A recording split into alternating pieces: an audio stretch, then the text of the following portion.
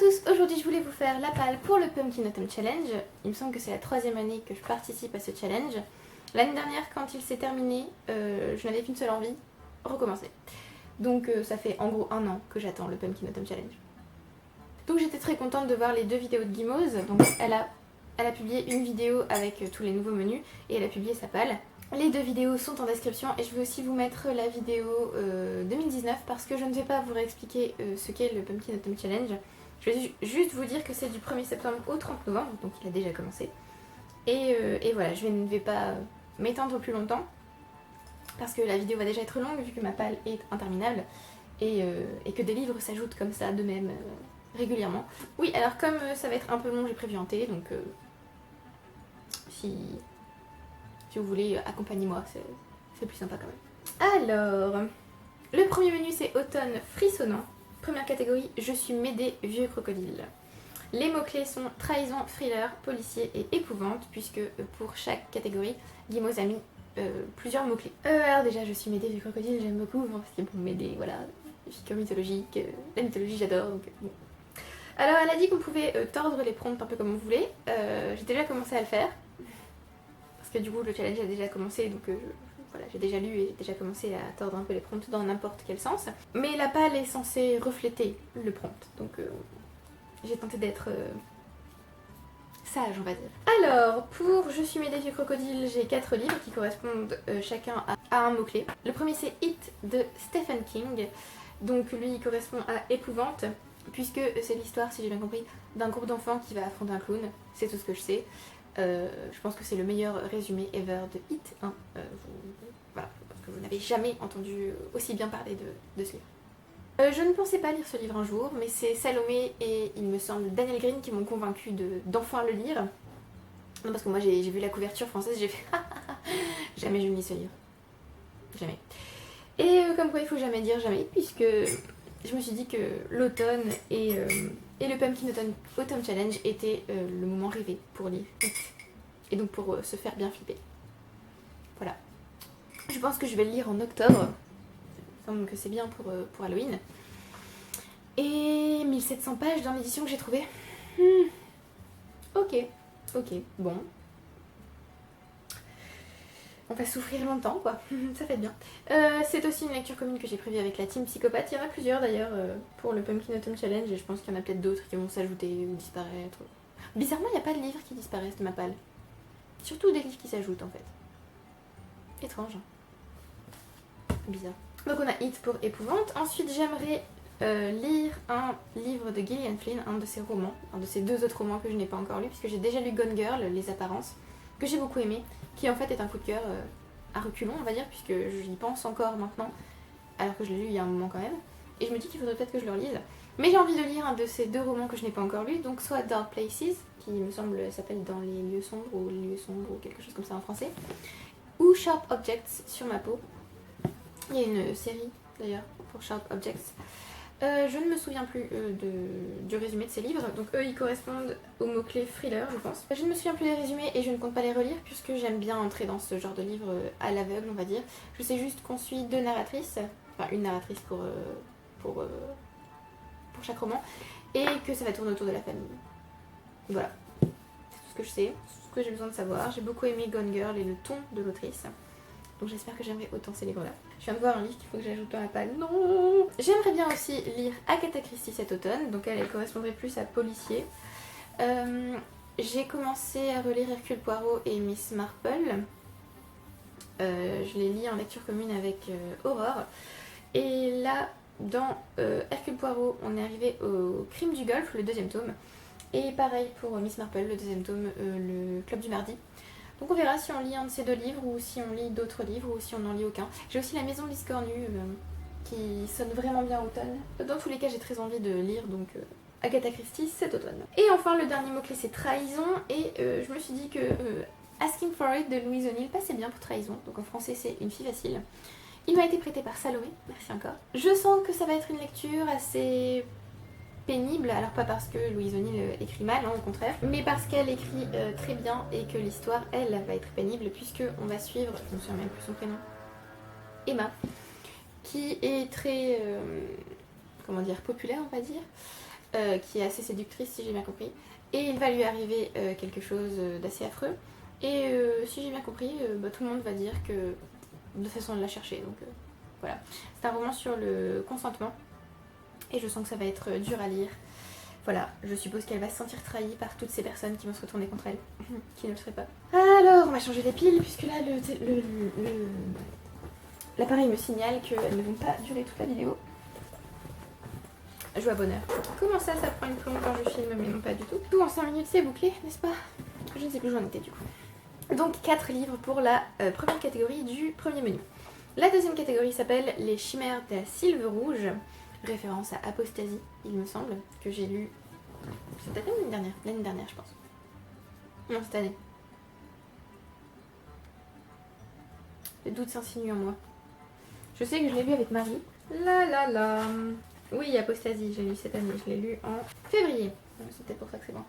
J'ai l'impression qu'il y a 3 ans qui se sont passés entre février et maintenant. Mais donc oui, une référence à Apostasie. Alors les mots-clés sont gothique, vampire, créature de la nuit, ténèbres et macabre. Autant vous dire que j'adore cette catégorie. J'aurais pu en mettre beaucoup plus dans cette catégorie, mais je me suis calmée. J'ai décidé pour cette catégorie de relire Dracula, donc vampire évidemment, ça passe. Hein. On va lire en lecture commune en octobre il me semble avec la team. C'est un classique gothique que j'ai lu il y a longtemps et que j'ai étudié et qu'il est temps que je relise parce que Dracula me manque. Quand je dis Dracula, c'est le personnage, l'ambiance, tout me manque. Donc voilà, Dracula, cet automne. Ouh, je pense que tout le monde connaît Dracula. L'histoire de Jonathan Harker, un clerc de notaire qui va voyager en Transylvanie pour aider le comte Dracula qui va arriver en Angleterre pour lui permettre de connaître les traditions anglaises, pour lui permettre de s'adapter, tout ça. Et il va se rendre compte que le comte Dracula, comment dire, n'est pas un homme ordinaire, on va dire. Hein. On va dire ça comme ça. Au secours, je n'ai plus de thé, comment vais-je faire? J'ai aussi Dracula's Child de G.S. Barnes ou J.D. Barnes, je ne sais plus, qui est un service presse, un ARC, donc Advanced Reader Copy. Il me semble que ça correspond à un service presse, donc voilà. Que j'ai reçu sur NetGalley et qui va parler de l'enfant de Dracula, je suppose. J'ai parcouru en diagonale le synopsis histoire de ne rien me spoiler. Et surtout, moi, quand je vois Dracula's Child, j'ai envie de dire évidemment, je demande le livre et le recevoir. Quand je l'ai reçu, j'étais pleine de joie. Donc, il me semble qu'il faut que je le lise. Attendez, j'ai noté pourquoi il faut que je le lise. Il sort le 22 septembre. Oh, il n'a pas de date d'archive, donc je peux le lire un peu quand je veux. Mais évidemment, l'automne, c'est parfait pour lire un roman à nouveau de vampire. On va rester sur les vampires et sur Dracula, puisque je voudrais aussi lire Dracul de Dacre Stoker et J.D. Barker. Alors là, du coup c'était J.S. Barnes le précédent. Là c'est un préquel de Dracula, écrit il me semble à partir des notes, oui voilà, à partir des notes de Bram Stoker, puisque Dacre Stoker est son neveu. En français il s'appelle Dracula les origines, et quand j'ai appris la sortie de ce livre, il était déjà sorti, j'ai cru que j'allais faire une syncope, puisque des livres qui sortent sur Dracula, je dis oui, hein, bien sûr, évidemment. J'essaie de ne pas me spoiler, mais je suis trop curieuse. Et voilà, j'avais simplement à savoir que c'était sur... Rien que le fait de savoir que c'était sur Dracula et que c'était un préquel, évidemment, j'avais envie de lire ce livre, que j'ai depuis un moment et j'ai toujours pas lu, donc il serait temps. Évidemment, il rentre aussi dans Vampire. Et enfin, j'ai Mexican Gothic de... Je me souviens jamais de son prénom puisque je la confonds avec une autre autrice, Carmen Maria Machado, voilà. C'est avec elle que je la confonds. Non, Mexican Gothic, c'est de Silvia Moreno Garcia. Ce qui m'a convaincue pour ce livre, la couverture, le titre, j'ai lu le résumé, il me semble qu'il y a une... Enfin, le résumé, en diagonale encore une fois. Il me semble qu'il y a une histoire de maison, d'aristocrate, peut-être d'esprit, d'antise. Voilà, moi j'ai vu déjà rien que j'ai vu gothique, j'ai dit évidemment oui, donnez-moi. Donc ce livre qui entre donc dans gothique, je pense qu'il entre aussi dans ténèbres et macabre peut-être. J'ai d'autres livres qui entrent dans ces catégories, bien sûr. Mais oui, par exemple j'ai Lore, Dreadful Places d'Aaron Mahnke. Mais est-ce qu'il entre vraiment dans cette catégorie? Je pense que ça passe pour ténèbres, hein. Parce que Dreadful Places ça veut dire des lieux affreux, donc je pense que ça passe. Mais voilà, j'ai des tas et des tas d'autres livres qui peuvent entrer là. J'ai le deuxième tome de Twilight à relire, j'ai tellement de livres de vampires, j'ai Lestat aussi à lire. Ouais, ça fait beaucoup. Mais donc voilà, j'ai d'autres options si jamais je ne lis pas ces livres. La troisième catégorie, les supplices de la belladone étant un poison. Alors là, il faut lire un livre à la couverture noire, donc il n'y a pas de mots-clés, tout ça. J'ai choisi 2 livres. Book of Poisons, je crois que c'est un livre pour les écrivains en fait, pour savoir... je crois que c'est ça, c'est même le sous-titre de Book of Poisons, je vais vérifier ça tout de suite. Book of Poisons, A Guide for Writers de Serita Stevens, et il me semble que c'est coécrit, oui, et Anne-Louise Bannon. Donc un livre sur les poisons. Je veux les lire depuis un long moment, et la couverture, comme vous pouvez le voir, est noire. Et oui, ça, j'ai envie de lire ça. J'ai envie d'en apprendre plus sur les poisons, tout ça. Est-ce que c'est étrange? Un peu, mais voilà. Pas grand chose d'autre à vous dire. Je pense que ça parle d'ailleurs des... Non, ça parle pas des romans en eux-mêmes, ça parle de... Ça classe les différents poisons, les poisons classiques, les poisons domestiques, les animaux et les plantes venimeuses, les poisons utilisés dans les guerres et tout ça. Ah si, quand même, il y a mention de littérature, cinéma et la vie réelle. D'accord, ok. Découvrez les dosages mortels pour tuer vos personnages. Ça a l'air sympa, n'est-ce pas? Et ma deuxième option, c'est Midnight Sun de Stephanie Meyer, qui m'a été prêté par Margot. Merci encore, Margot. Il est impressionnant, il fait même peur, parce qu'il est vraiment très long. Mais j'ai quand même hâte de le lire. Alors je voulais pas le lire à l'origine, même du tout. Et plus j'en entends parler, et plus j'ai envie de le lire, puisque c'est en fait le point de vue d'Edward sur... en fait c'est Twilight, mais réécrit du point de vue d'Edward. En gros. Forcément, j'ai envie d'en apprendre un peu plus sur Edward, puisque quand j'ai lu Twilight, c'était mon personnage préféré. Et c'est toujours mon personnage préféré en fait, dans la série. Et oui, je trouve que c'est intéressant d'avoir son point de vue sur toute l'histoire. Je me demande si les tomes suivants vont sortir, du coup ça pourrait être intéressant. J'entends déjà certains lecteurs dire oui mais bon, c'est capitalisé sur une série qui a marché avant. Oui, mais en même temps, si ça fonctionne encore, il y a une raison.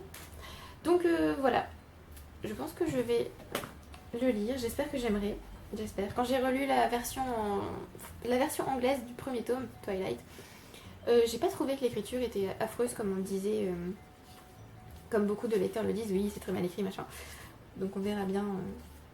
Oh, je vois les moments où il lit dans les pensées, je pense. Bon, calmons-nous, on va pas le lire maintenant. Je vais le poser là. Donc c'est ma deuxième option pour une couverture noire et pour les supplices de la belladone. Ensuite, la quatrième catégorie d'automne frissonnant, Esprit, es-tu là? Bon là je pense que je n'ai pas besoin d'expliquer cette catégorie. Les mots-clés sont fantôme, fantôme du passé, histoire de famille, historique et classique. Alors j'ai déjà lu des livres pour cette catégorie mais je ne vais pas vous en parler. Parce que sinon on est là pour encore des heures. Le premier livre dans ma palle pour cette catégorie c'est The Turn of a Screw, le tour d'écrou de Denry James. Alors lui il passe pour fantôme, puisque logiquement c'est une histoire des fantômes. Et peut-être pour histoire de famille, pour classique en tout cas il passe, donc ça va. Alors j'ai lu ce livre depuis le temps, donc je vais tenter de ne pas trop vous en dire et d'essayer de me souvenir de ce que je savais quand je l'avais pas encore lu. C'est une histoire de fantôme, donc avec des enfants. C'est une nourrice, bon, je crois que je savais juste que c'était une nourrice qui arrivait à Bly Manor et qui donc allait prendre en charge 2 enfants, une petite fille et un petit garçon, et qu'il allait se passer des choses étranges, en gros, voilà, c'est tout ce que je savais.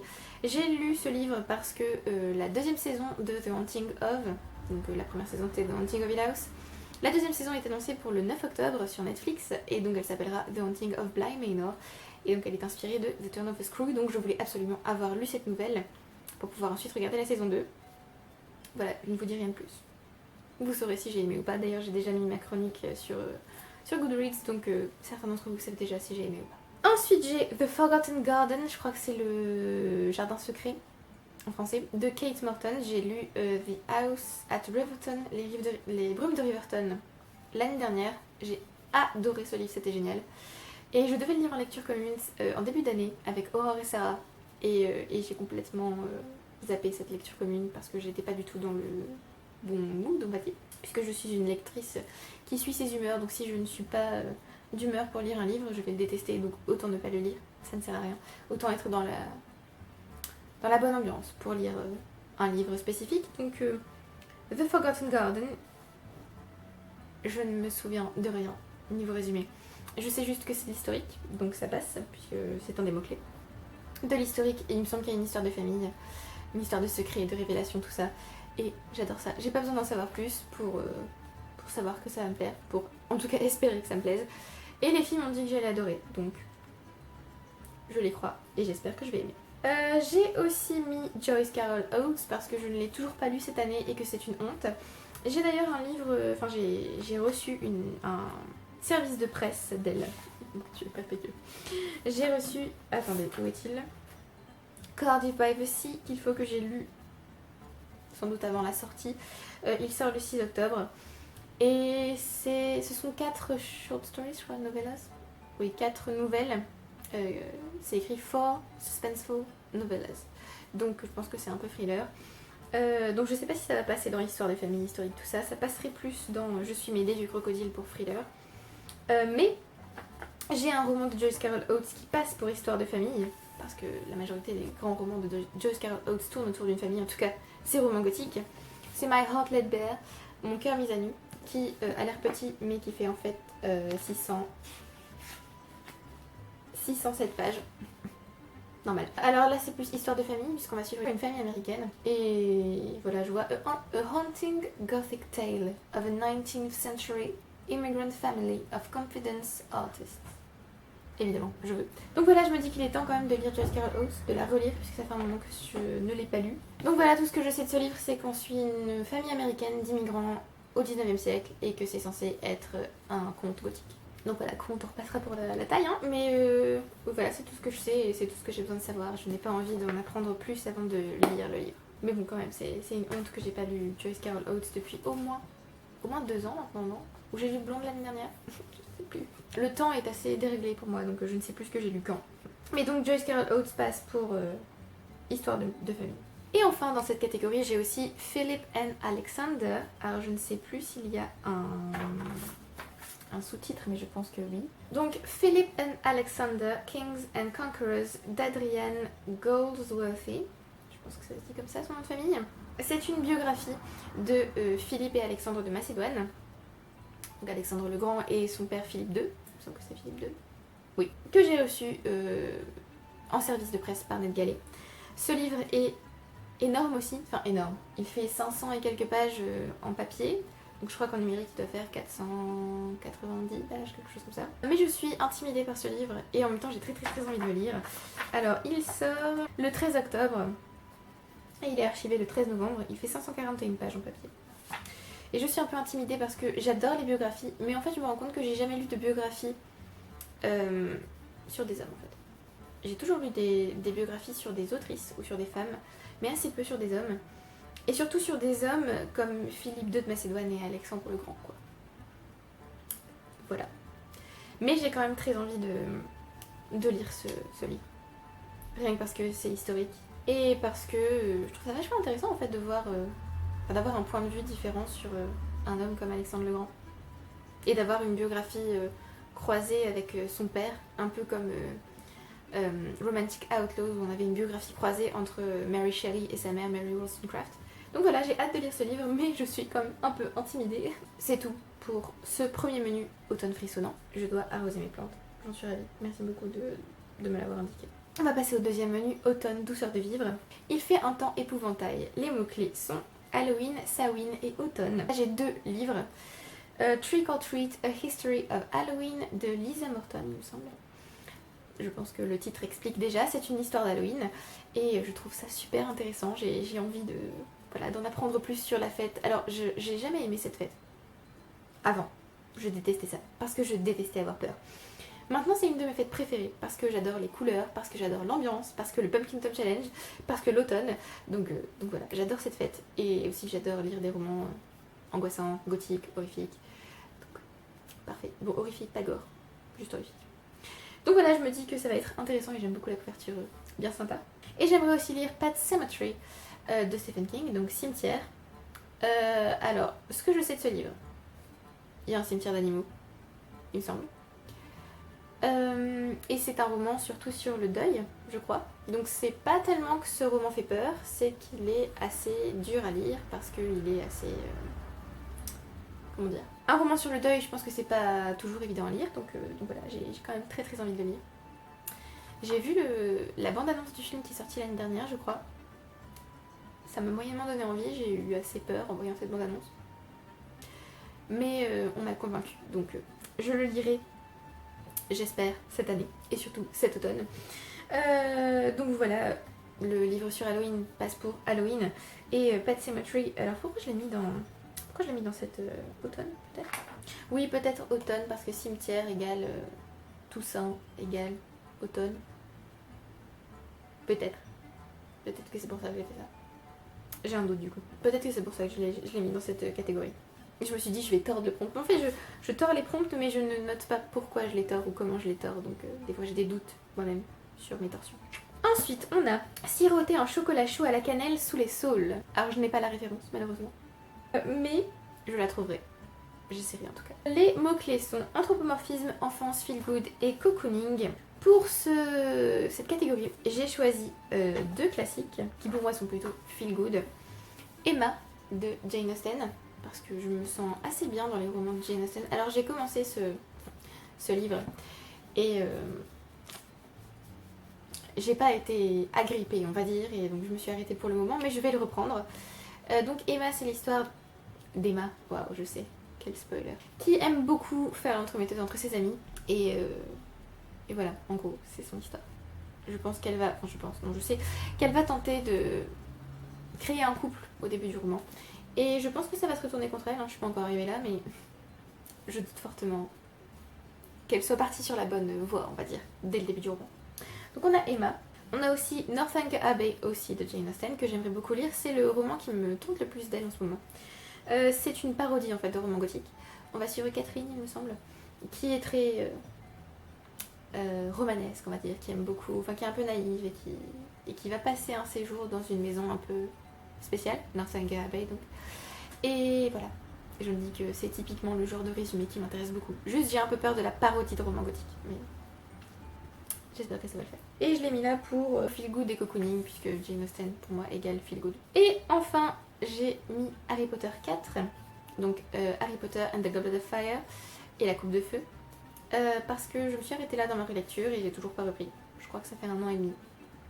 Ouais. Et qu'Harry Potter égale enfance, donc ce serait bien quand même que j'avance un peu dans ma relecture. Surtout que c'est un de mes tomes préférés, donc je vois pas pourquoi je l'ai pas...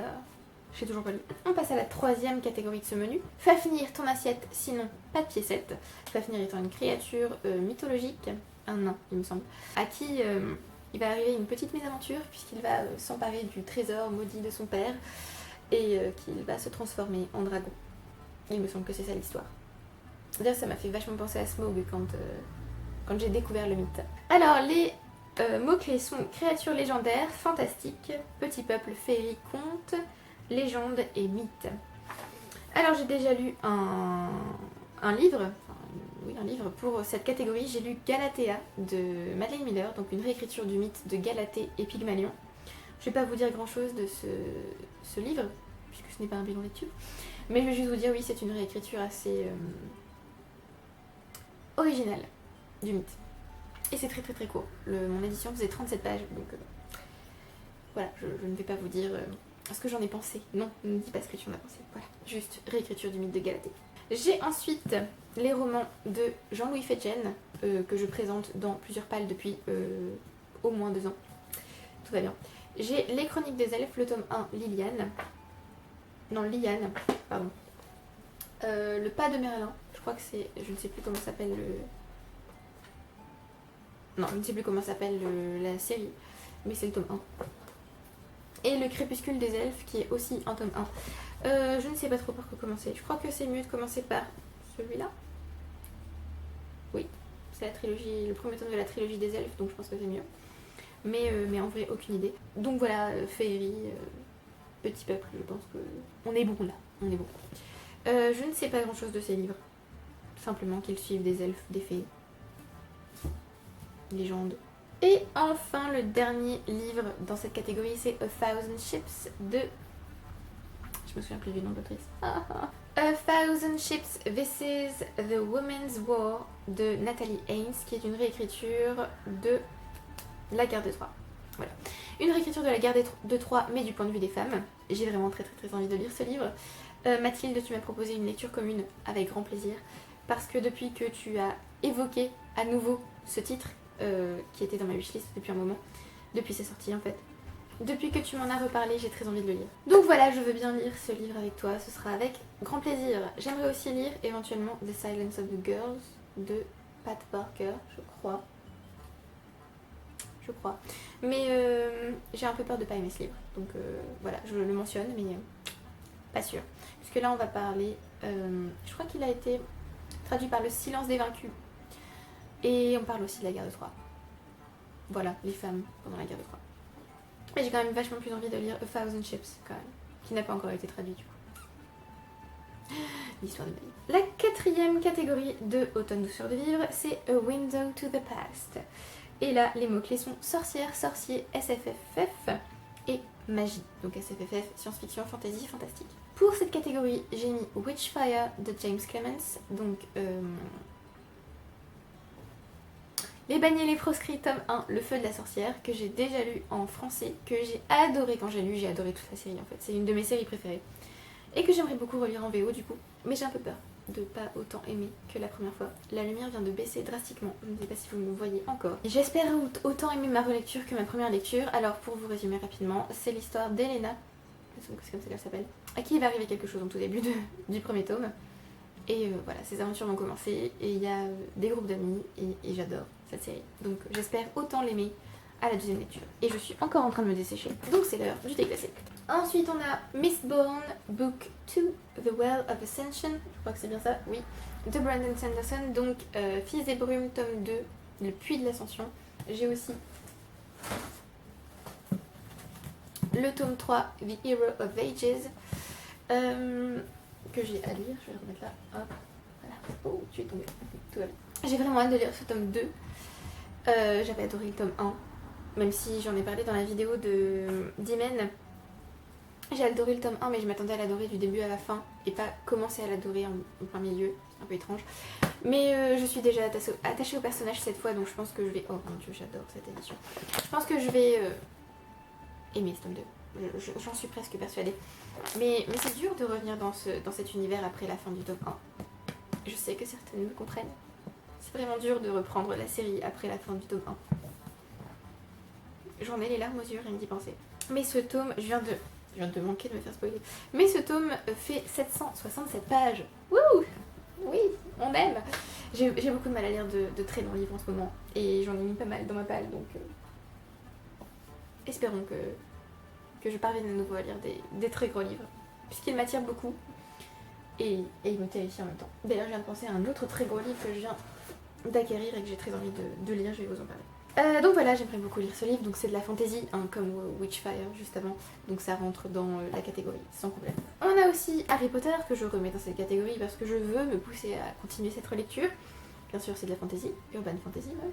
Et on a aussi The Magician King de Lev Grossman, qui est le deuxième tome de The Magicians, qui s'appelle en français, je suppose, je n'en ai aucune idée en fait, j'allais vous dire n'importe quoi, donc je vais me taire et juste regarder le titre en français.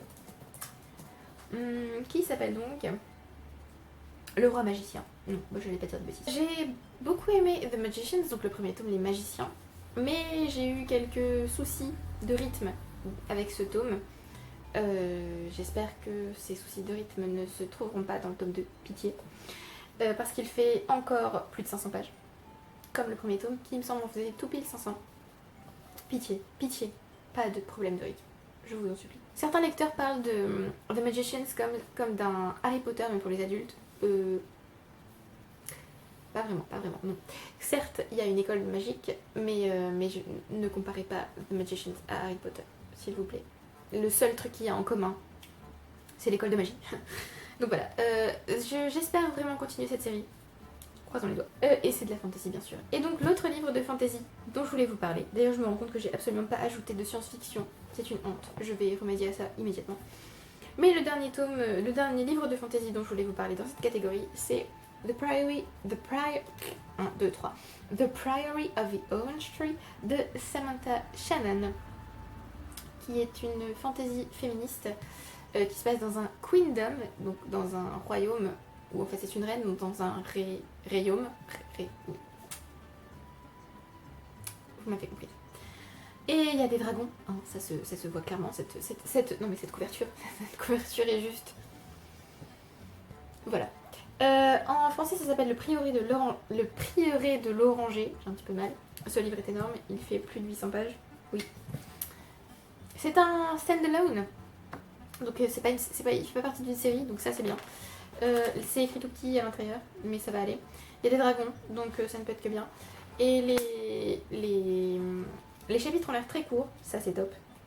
Il y a une carte.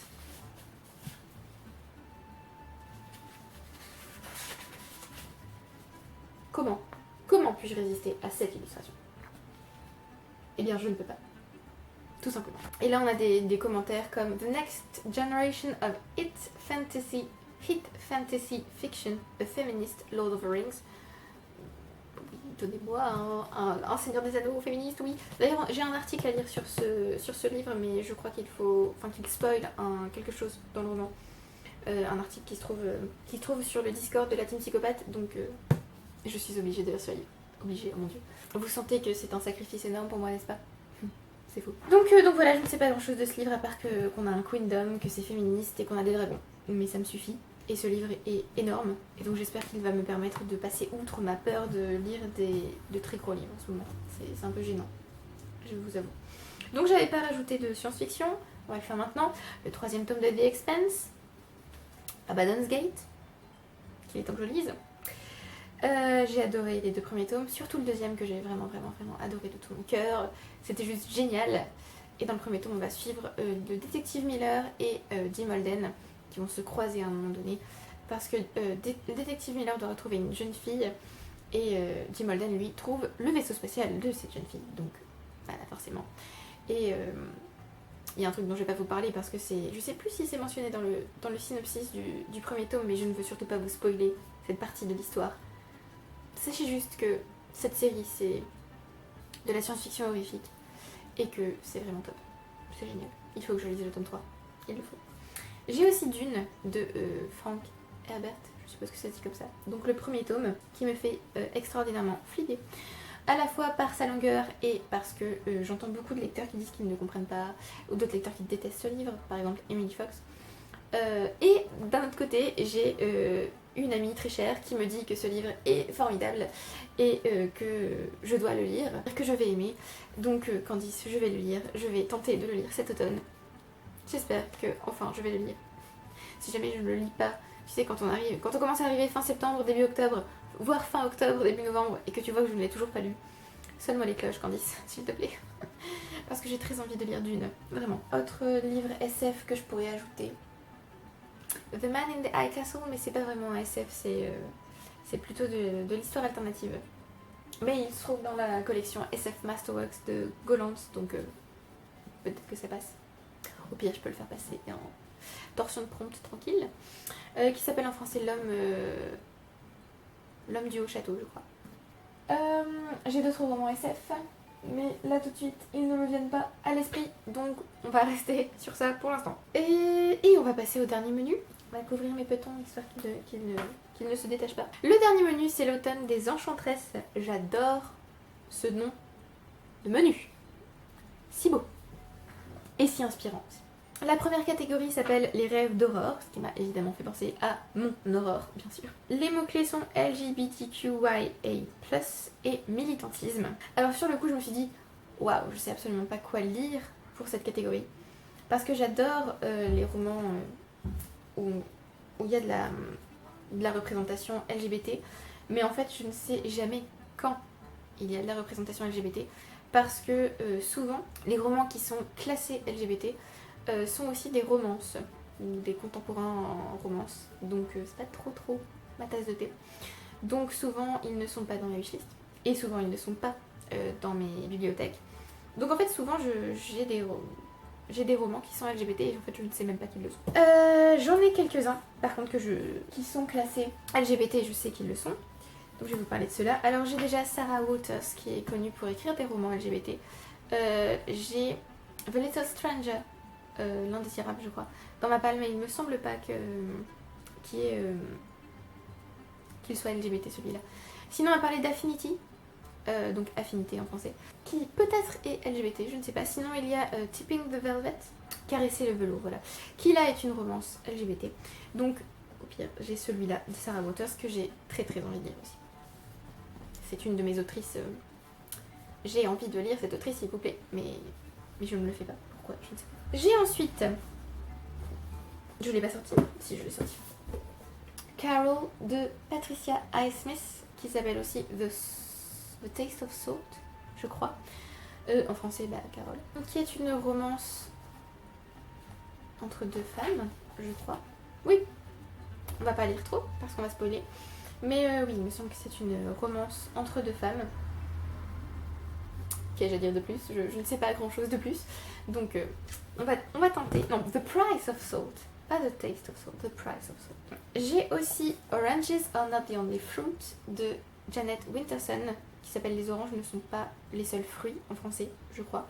C'est une autofiction, donc c'est moitié autobiographie, moitié roman, ou autobiographie romancée, ou roman autobiographique, c'est comme vous voulez. Et oui, il me semble qu'elle va parler de sexualité et notamment de la question LGBT, puisque il me semble qu'elle est homosexuelle et que sa famille était très religieuse, catholique, et que donc ça passait pas du tout, évidemment.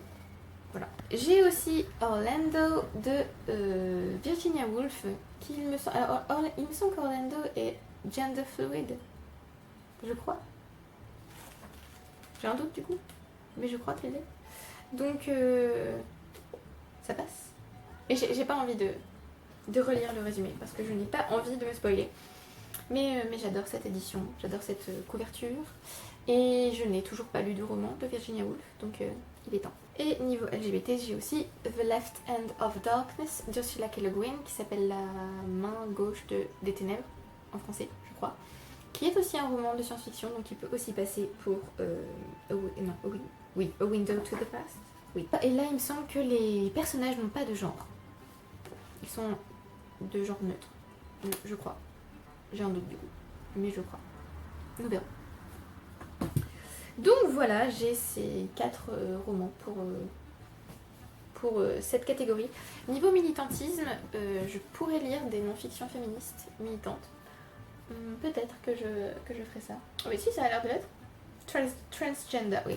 Donc j'ai aussi pour cette catégorie Frankenstein de Janet Winterson, qui est une réécriture de Frankenstein, je pense que vous aviez saisi. C'est aussi une romance LGBT visiblement, puisque le personnage principal est un docteur transgenre et oui, et visiblement l'objet de leur amour est un homme, donc effectivement. Et apparemment il y a aussi une double timeline, puisqu'on va aussi retrouver Mary Shelley en train d'écrire Frankenstein. Parfait, j'espère que ce roman sera à la hauteur de mes attentes, parce que tous ne l'ont pas été récemment. La deuxième catégorie de ce menu, c'est Sarah Bernhardt, Monstre sacré. Les mots-clés sont dramaturgie, pièce de théâtre et art. Alors je ne l'ai pas noté dans ma palle, mais je pourrais relire Stabat Mater Furiosa de Jean-Pierre Siméon, que j'ai adoré, que j'ai lu il y a très longtemps, qui est très puissante et que j'ai bien envie de relire. Voilà. C'est une femme qui fait un long monologue, il me semble, si je me souviens bien, et qui explique, qui parle en fait de la guerre. Et oui, c'est très touchant, très puissant, très intense. Donc voilà, j'ai bien envie de la relire. En plus elle est très courte, elle doit faire une 30aine de pages, donc sinon, j'ai aussi, où es-tu là? J'ai aussi The Story of Art, D.H. Gombrich, donc Histoire de l'art, que j'ai commencé, mais je suis pas très loin. Avec ton marque-page Emeline, tu remarqueras. Je suis à la page 22, donc bon, ça va, je suis pas très loin. C'est un livre qui me faisait un peu peur, et en fait j'ai lu l'introduction et je me suis rendu compte que c'était hyper accessible et hyper intéressant. Donc voilà, juste c'est un livre très lourd, il y a beaucoup de mots par page, donc c'est assez long. Et il faut être dans le mood aussi pour lire ce livre, je pense. Mais c'est vraiment très intéressant. Je m'auto-donne envie de lire ce livre, c'est bien, continue Justine. Et il y a pas mal d'illustrations, puisque bon, un livre sur l'art sans illustration c'est un peu dommage. Et surtout d'illustrations en couleur, ça c'est top. Donc, voilà. Parfait. Donc j'ai ce livre, bon ça passe pour art, hein, clairement. Et Stabat Mater, ça passait pour pièce de théâtre, puisque c'est une pièce de théâtre, je ne sais pas si je l'ai mentionné juste avant, mais j'oublie. Et sinon, j'ai aussi If We Were Villains de ML Rio, que j'ai trouvé sur Scribd. Joie bonheur. Ce livre me donne des vibes The Secret History, donc j'ai très envie de le lire. Il évoque les pièces de Shakespeare. Il y a un groupe de... Alors je sais pas si c'est des amis, mais en tout cas ce sont des camarades de classe qui font du théâtre. Donc voilà, ça passe pour... ne tombez pas. Pour dramaturgie, pièces de théâtre et art. Il me semble que c'est tout pour cette catégorie. Oui, mon Dieu, j'ai été raisonnable. Que se passe-t-il? On va passer à la catégorie suivante, les écailles de Mélusine. Les mots-clés sont féminisme, transformation et métamorphose. J'aurais pu mettre la métamorphose de Kafka, mais je ne pense pas que j'ai la foi de lire ce livre actuellement. Peut-être, on verra. Sinon, j'ai Witch Storm, le deuxième tome des Bannis et des Proscrits, donc les foudres de la sorcière, voilà, oui, c'était ça. Qui est également excellent, comme le tome 1. Mais je me dis que peut-être une relecture suivie, ce serait bien. Non, commence pas, Justine, calme-toi. Donc Witch Storm, ça passe pour métamorphose, mais je ne vous dirai pas pourquoi. Non, je ne vous dirai pas pourquoi. J'ai aussi Sorcière de Mona Chollet. Là, ça passe pour féminisme. Il me semble que c'est... Alors pour moi, c'était Histoire des sorcières, mais il me semble pas que ce soit ça. J'ai entendu plusieurs avis qui disaient qu'effectivement, c'était pas vraiment l'histoire des sorcières, c'était plus contemporain, si j'ai bien compris. Le sous-titre, c'est La puissance invaincue des femmes. J'ai très envie de lire ce livre, mais du coup, j'ai un petit peu peur d'en attendre des choses qui, en fait, ne vont pas se trouver dans le livre. Je viens de penser d'ailleurs, j'ai aussi The Witch de... je crois que c'est Richard Hutton. Oui, The Witch, A History of Fear from Ancient Times to the Present de Ronald Hutton, qui donc est une histoire de la sorcière qui est pas très long, je pensais qu'il serait plus long que ça, 370 pages et quelques. Donc voilà, pourquoi pas. Il me semble qu'il y a aussi, oui, j'ai aussi La sorcière de Jules Michelet, mais qui là doit être vachement misogyne, donc faut que j'ai la foi pour lire ce livre. Sinon j'ai aussi 50 Feminist Mantras de je ne sais plus qui, pardon, son nom s'affiche sur la couverture du livre. C'est un livre que j'ai reçu sur NetGalley. Et donc voilà, j'ai bien envie de le lire. Il sort le 6 octobre. Et il est mis aux archives le 6 octobre. Il est assez court, donc ça devrait le faire. Et bon, féministe, voilà, donc ça passe. J'ai d'ailleurs déjà lu un livre pour cette catégorie, mais pour ceux qui me suivent sur Goodreads, vous savez déjà ce que j'ai lu et qui est dans la catégorie, je pense. Et enfin, la dernière catégorie, c'est Nausicaa de la vallée du vent. Et les mots-clés sont nature writing, écologie, nature et post-apocalyptique. Alors là, j'ai choisi 2 livres, 3 en fait. Donc l'un est sur NetGalley aussi, c'est The Spirit of Botany. J'ai lu un livre de cette maison d'édition qui s'appelle Andrews Macmill Publishing. J'ai lu Floriographie. Ce livre était magnifique, exceptionnel, formidable. Il me faut un exemplaire papier de ce livre parce que c'était juste trop beau et j'ai trop envie de l'offrir à certaines de mes amies qui adorent les plantes, les fleurs, tout ça. Ce livre, c'était juste génial, j'ai adoré. Et je sais pas pourquoi, ce livre, The Spirit of Botany, m'a fait penser à Floriographie. Et du coup, j'ai très envie de le lire. C'est donc sur la botanique, les plantes, tout ça. Et lui, il sort le 13 octobre. Et il est aussi très court, donc ça devrait aller. Donc voilà, nature, c'est parfait pour le prompt. J'ai aussi The Whale, In Search of a Giants of the Sea, que j'ai déjà mis dans des tas de pales et que je n'ai toujours pas lu, de Philip Hoare. Je sais pas comment on dit son nom de famille. Hoare, je sais pas. C'est donc une non-fiction sur la baleine et sur les différentes espèces de baleines, tout ça. Et j'ai très envie de le lire, mais je sais pas pourquoi, j'ai hyper peur de pas tout comprendre. Ou que ce soit dur, ou dur dans le sens, on va parler des baleines quand même, donc je suis pratiquement sûre qu'on va parler de la chasse à la baleine. Et voilà, par exemple, rien que là, Boats Attacking Whales. Oui, ok, d'accord, super, ça va être sympa. On va aussi nous parler de Moby Dick, je pense, puisqu'on va nous parler de la baleine dans la littérature. Donc voilà, j'ai à la fois très envie de lire ce livre et à la fois un peu peur. J'ai aussi un peu peur que ce soit sec, parce que j'ai lu j'ai commencé certaines non-fictions qui étaient un peu sèches, et du coup j'ai arrêté pour le moment. Hein. Mais voilà, j'ai quand même hâte de le lire, peut-être cette année. Croisons les doigts. Et j'ai aussi We Are the Weather. Saving the Planet Begins at Breakfast de Jonathan Safran Foer. En français, je me souviens jamais des titres. En français, ça s'appelle L'avenir de la planète commence dans notre assiette. J'ai adoré tous les livres que j'ai lus de Jonathan Safran Foer. Et donc là, je vois pas pourquoi celui-ci je ne l'aimerais pas. Il est en plus très très court. Donc voilà, il va nous parler d'écologie. Donc ça passe pour ce prompt. L'écologie, la nourriture, le changement climatique, tout ça. Et oui, je m'attends à adorer. Parce que c'est cet auteur, évidemment. Alors c'est tout pour les menus. Mais j'aurais pu, comme je vous l'ai dit, ajouter pas mal d'autres livres à ces menus. Je suis entourée de livres. C'est merveilleux, mais en même temps c'est un peu effrayant parce que j'ai l'impression qu'ils vont tous me tomber dessus. J'aimerais lire d'autres livres en plus pendant cette saison, mais je ne sais pas trop dans quelle catégorie les mettre, donc je les ai pas classés, je les ai pas non plus écrits dans ma palle. Par exemple, Outlander, le tome 1 de Diana Gabaldon, que j'ai depuis longtemps, puisque mon amie Anaïs me l'a offert et je ne l'ai toujours pas lu. Parce que je suis l'amie la plus affreuse du monde, tout le monde le sait. Donc c'est une fiction historique, il me semble qu'il y a du voyage dans le temps, et c'est tout ce que je sais. Et c'est tout ce que je veux savoir. Je n'ai pas regardé la série télé, j'ai envie de lire la série avant. Et ce tome me fait peur parce qu'il est très long quand même, hein, 850 pages. J'ai vu que la suite se trouvait sur Scribd, donc si vraiment j'ai besoin de continuer, je peux. Mais voilà, j'ai un peu peur de ce livre. J'en entends aussi pas que du bien en fait, donc oui, j'ai un peu peur. Et peut-être cet automne, non, cet automne c'est sûr. Pitié, faites que je le lis cet automne. Donc voilà, pour historique ça passe. Donc ça passerait peut-être dans Esprit et Tula, mais il y a énormément de livres déjà dans Esprit et Tula. J'ai déjà lu 2 livres dans cette catégorie. Donc ce serait bien que je mette ce livre ailleurs. Mais où?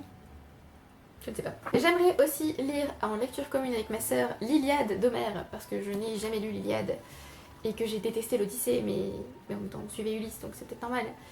Et je me dis qu'en fait l'Iliade est beaucoup plus proche de ce que je pourrais aimer plutôt que l'Odyssée. En fait j'ai mal commencé Homère, clairement. J'aurais dû lire l'Odyssée avant de lire... Non, j'aurais dû lire l'Iliade au lieu de lire l'Odyssée. Donc voilà, c'est l'histoire de la colère d'Achille pendant la guerre de Troie. Et voilà, je me dis que ça peut être sympa de le lire avec ma sœur. Si jamais on n'aime pas cette lecture, on pourra se soutenir mutuellement. Ce sera cool, ce sera cool. Ce livre est aussi gros, il fait 585 pages. Oui, à nouveau, j'ai peur des gros livres, au secours. J'aimerais aussi lire... Alors, l'Iliade peut se classer dans... Enfin, peut être mis aussi dans Esprit et Tula, puisque c'est un classique. Mais... peut-être dans Fafnir ton assiette, sinon pas de piécette, pour Mythe. J'ai aussi Better Orange de Claire Fuller, qui s'appelle en français... Ouais, les titres français, vraiment, j'ai du mal. Oh. L'été des oranges amères, en plus je suis passée devant quand je suis allée en librairie la dernière fois. Qui est appelé Daphné du Maurier contemporain. Donc oui, bien sûr, je veux. C'est un roman historique, je crois. Ne lis pas l'arrière, je dis. Il me semble que c'est un roman historique. Et si c'est dans la veine de Daphné du Maurier, ça doit être assez psychologique, assez sombre. Donc, quelqu'un sur Livre Addict m'a parlé de ce livre et m'a convaincu de l'acheter. D'où son arrivée ici, dans ma palle. Et elle m'a dit de le lire en fin d'été, je crois. L'été est fini. Faudrait que je le lise bientôt. Et en plus, il n'est pas très très long. Ne lis pas, Justine, ne lis pas. 280 pages, ça va. Je vais tenter de le lire bientôt. Je vois que vous me jugez quand je dis bientôt. Et enfin, on a SPQ, A History of Ancient Rome de Mary Baird, que j'ai déjà commencé. Que j'ai continué un petit peu là. Oui. Et que j'ai très envie de continuer, mais en fait, c'est beaucoup d'informations. C'est parfois un peu sec. Et j'ai un peu de mal à avancer. Mais il faudrait que je reprenne. Parce qu'évidemment, l'histoire de Rome, ça m'intéresse. Évidemment. Donc c'est une non-fiction sur l'histoire de Rome. Et qui a été traduite en français d'ailleurs. Et est-ce que j'ai d'autres livres qui m'intéressent? Oui, sans aucun doute. Je vais vous le dire maintenant, puisque j'ai maintenant un petit carnet où je mets toute ma palle. Et il y a énormément de livres que j'aimerais lire. Par exemple, il y a Sorcière, le sombre grimoire du féminin de Julie Tan... quelque chose. Pardon. Celui-ci donc que j'aimerais beaucoup lire. Ça passe pour féministe je pense celui-là. Sauveur et fils, ce serait bien quand j'ai un petit coup de mou. De Marie-Aude Muraille. Il y a tellement de livres que j'ai envie de lire. Love is a Mixed Tape de Robert Sheffield qui est une non-fiction que j'ai aussi très très envie de lire. Il y a aussi Mes Arcs. Can't Even qui est une non-fiction sur la Génération 2000 je crois, qui a l'air vachement intéressant et qu'il faut que je lise bientôt d'ailleurs parce qu'il sort en septembre il me semble. The Midnight Circus de Jane Yolen qui m'a attirée parce que c'est Jane Yolen et qu'elle a écrit un roman, des nouvelles qui reprennent les contes de fées que j'ai pas lu mais que j'ai très envie de lire, et quand j'ai vu qu'il y avait un SP d'elle sur NetGalley, je lui ai demandé évidemment. Distracted, qui est une non-fiction sur l'enseignement, donc ça peut être très bien. We Were Restless Things, qui sort en octobre et qu'il faut donc que je lise cet automne de toute façon. Comme the RP, qui sort en novembre et qui lui parle de métamorphose, donc il peut passer pour les écailles de Mélusine. D'ailleurs la couverture montre clairement qu'il va y avoir métamorphose. Vesper Flight d'Hélène MacDonald, qui a écrit H is for Hawk.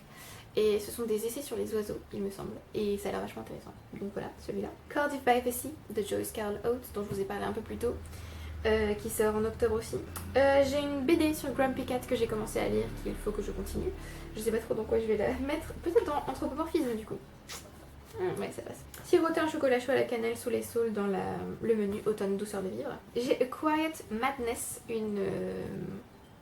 un roman biographique en quelque sorte sur Edgar Allan Poe. The Haunting of Beatrix Green, qui m'a fait penser évidemment à The Haunting of Hill House, qui a l'air vraiment très très court, donc il y a moyen que je le casse quelque part. Il y avait aussi une opération de Bélez pour des romans écrits par des autrices mais qui ont publié ces romans sous des noms masculins pour pouvoir être publiés. La campagne s'appelait Reclaim Her Name. Il y avait 25 livres, il y en a un que j'ai pas réussi à télécharger parce que je ne sais pas pourquoi il n'a pas voulu se télécharger, donc j'en ai 24 au lieu de 25. Tous ces romans donc ont été publiés, republiés en fait, avec les vrais noms des autrices, donc j'ai trouvé ça top. Il y a un roman d'ailleurs d'une autrice française, Indiana, voilà. Il y a Indiana de George Sand qui a été réédité mais avec son vrai nom. Je crois qu'elle s'appelait Aurore d'ailleurs. Et il y a aussi Middlemarch de George Eliot, mais du coup je ne me souviens pas du nom de l'autrice elle-même. Il y a énormément de livres que je ne connaissais pas du tout. Il y en a énormément qui m'intéressent. Je les ai tous pris de toute façon parce que on soutient les autrices. Oui, je les ai tous pris. C'était une opération pour faire connaître en fait ces autrices. Donc je pense que d'ailleurs c'est toujours possible de les télécharger sur le site de Bélez, si ça vous intéresse. Simplement le 25e, je n'ai pas réussi à l'avoir. Dommage. Il y a tout un tas d'autres livres qui m'intéressent en ce moment. J'aimerais lire une biographie, mais biographie de qui exactement? J'ai trouvé des biographies d'Elisabeth Ier, d'Elisabeth II que j'ai là, de Victoria aussi. Voilà, tant de livres. Allez, le dernier dont je vais vous parler, Tell the Wolves I'm Home de... Je ne me souviens jamais du nom de cette autrice, je suis désolée. Qui m'intéresse depuis des années. Et voilà, j'ai très envie de lire ça. Tant d'autres livres que j'aimerais lire. Tant d'autres livres. Mais je vais me calmer. Hein. Peut-être que vous verrez ces livres de toute façon si jamais je finis par les lire à la place d'autres. Voilà, donc c'est la fin de cette palle pour l'automne. J'espère qu'elle vous a plu. Dites-moi si vous avez déjà lu certains de ces livres. Dites-moi si vous avez envie de les lire. Dites-moi si vous allez participer au Pumpkin Autumn Challenge. Dites-moi quelle est votre palle ou mettez le lien vers votre palle en commentaire. Merci beaucoup d'avoir regardé la vidéo jusqu'au bout. Merci à ceux qui aiment, qui commentent et qui s'abonnent. Et je vous retrouve bientôt pour une prochaine vidéo. Bye!